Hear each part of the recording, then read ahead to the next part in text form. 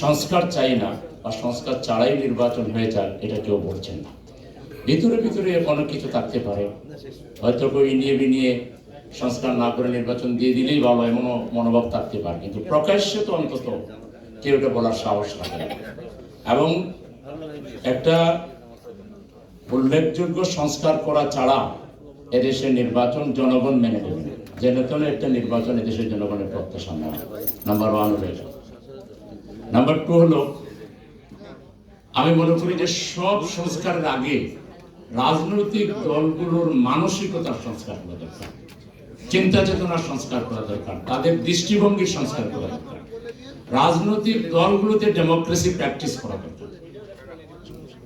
এটা ছাড়া রাজনৈতিক দল নিজেরাই একজন আরেকজনের বিরুদ্ধে যেভাবে লেগে থাকে, কথাবার্তা বলে, যেভাবে পারস্পরিক অসম্মান এবং অশ্রদ্ধাবোধের প্রকাশ ঘটায়, এই ধরনের রাজনৈতিক দল দিয়ে পুরো জনগণ সম্মান পাবে, জনগণের অধিকার প্রতিষ্ঠিত হবে, বৈষম্য দূর হবে, হিংসা প্রতিষ্ঠিত হবে, এটা আশা করা যায়।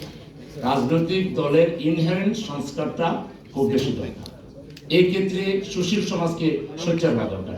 এই যে নাগরিক কোয়ালিশনকে প্রয়োজনে এই লাইনে আপনাদেরকে আরো বেশি সেমিনার সিম্পোজিয়াম করা দরকার, যাতে রাজনৈতিক দলগুলোর আরো ম্যাচুরিটি দরকার আছে, এটা আমি মনে করি। এরপরে আমরা বলছি যে পিপল উইল হলো সবকিছু। তো এখানে আমরা জনগণের প্রতিনিধিত্বটাকে কিভাবে গুরুত্ব দিচ্ছি। আজকে আপনারা যারা প্রস্তাব দিচ্ছেন উচ্চ কক্ষের জন্য প্রপোর্শনের রিপ্রেজেন্টেশনকে প্রস্তাব করেছেন, কিন্তু নিম্নকক্ষের নির্বাচনের জন্য যে ভোটিং সিস্টেম আছে, একজন ভোট পাইল 1,50,000, আরেকজন ভোট পাইল 1,48,000। ওই 1,48,000 ভোটারের তো কোনো প্রতিনিধিত্ব থাকতেছে না।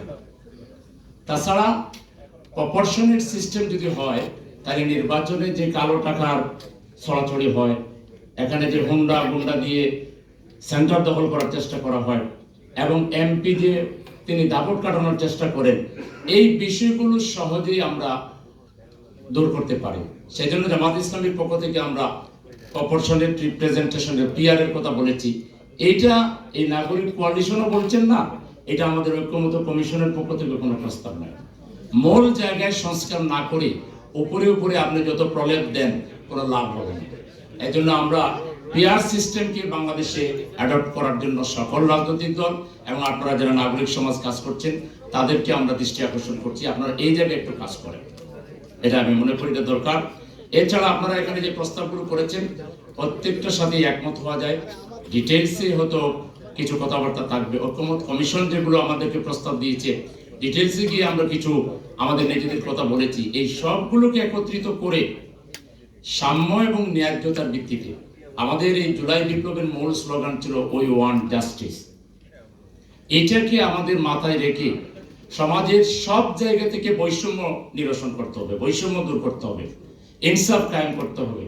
এটাকে ধরে নিয়ে আমরা যদি কাজ করতে পারি এবং আমরা যদি সকলে উদার মনে, যার যার দলীয় দৃষ্টিকোণ কিংবা যার যার কোনো আইডিওলজিক্যাল দৃষ্টিকোণ থেকে চিন্তা না করে আমরা আমাদের দেশটাকে যদি সবার উপরে ভেবে দেশের কল্যাণে দেশের সকল মানুষকে অ্যাকোমোডেট করে যদি আমরা আমাদের প্রস্তাবগুলো সাজাতে পারি এবং একটু সময় নিয়ে যদি আমরা সাজাতে পারি। একজন ভাই বলে গেল যে নির্বাচন নিয়ে কথা নেই, এই টোটালটাই তো নির্বাচন নিয়ে। নির্বাচন